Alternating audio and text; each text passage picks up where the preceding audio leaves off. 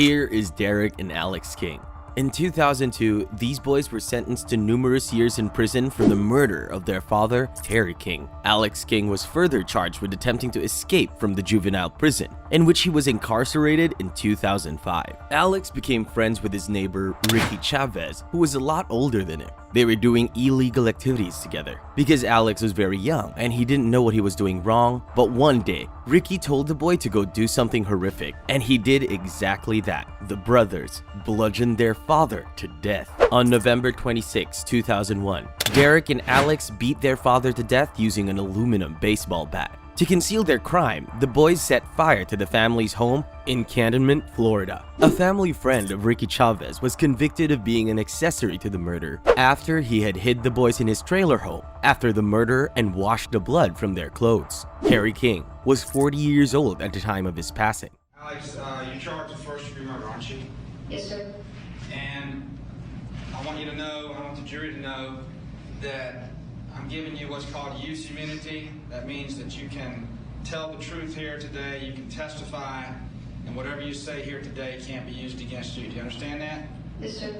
For several years, did Derek live somewhere else? Yes, sir. Was it just you and your dad? For a while. Back in October of last year, at the end of September, did Derek come back to live with you and your dad? Yes, sir. Where were y'all living?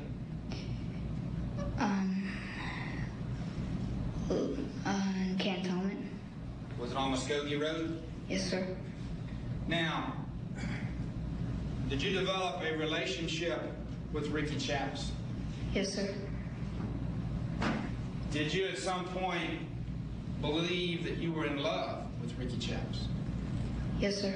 The boys said they killed their father to stop mental abuse, such as being stared down and being spanked. They would change their testimony several times, first saying that they had killed their father on their own, then saying that Chavez had convicted them to kill Terry, and finally saying that Chavez had killed Terry King and made them take the fall. Furthermore, Alex testified that he had been in a sexual relationship with Chavez. Chavez was found not guilty of child molestation in a separate trial.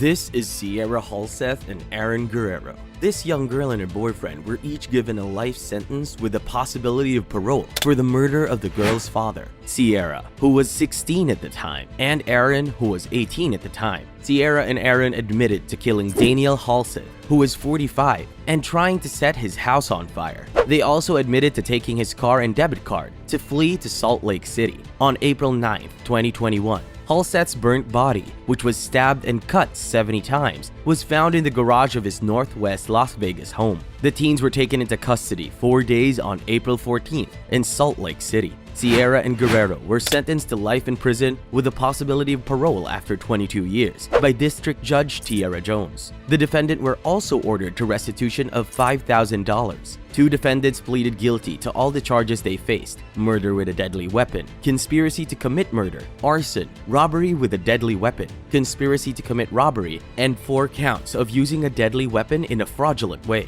Their parents stopped them from seeing each other after they learned that the teenagers planned to leave for Los Angeles together, according to court records. 555 days credit for time served. That is a total aggregate sentence of life in the Nevada Department of Corrections with the possibility of parole up to 22 years. On count 1, you're going to be sentenced to 48 to 120 months in the Nevada Department of Corrections.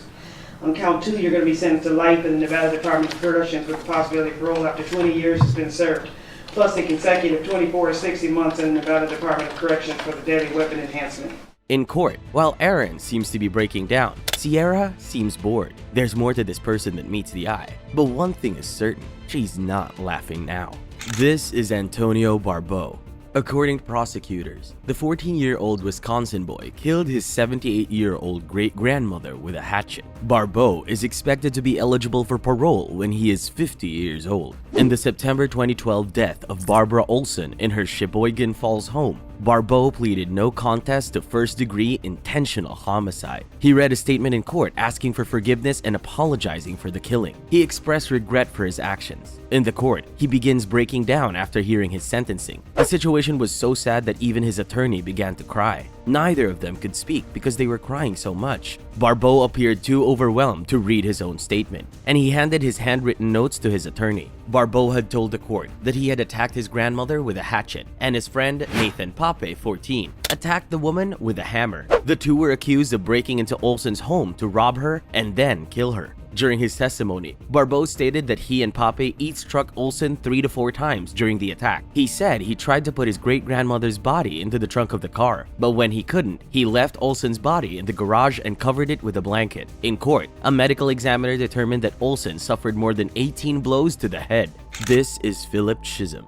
On October 22, 2013, Chisholm, who was in the 9th grade at the time, committed an unthinkable act. At just 14, he raped and killed his 24-year-old high school math teacher, Colleen Ritzer. He pursued Ritzer into a school bathroom and strangled her, stabbed her at least 16 times, and raped her. His lawyers claimed that he was mentally ill, a contention that was rejected by the jury. Her killer knew exactly what he was doing and has never shown remorse. Ritzer was known for helping her students with math and asked Chisholm to stay after school that fateful day in October 2013. She was unaware of the plot that Chisholm had set in motion days earlier. At the end of the school day, Chisholm went to the school toilet with Ritzer. Chisholm, using a box cutter, robbed, raped, and killed her, then rolled her body into a garbage can and threw it into the woods behind the school. Chisholm went into the town and used Ritzer's credit card to buy a movie ticket. He had not washed his hands when police caught him the following morning, which still had Ritzer's blood all over them. Chisholm even wore a mask to try to conceal his fate, the garbage can, the mask, and surprisingly, didn't even wash his hands.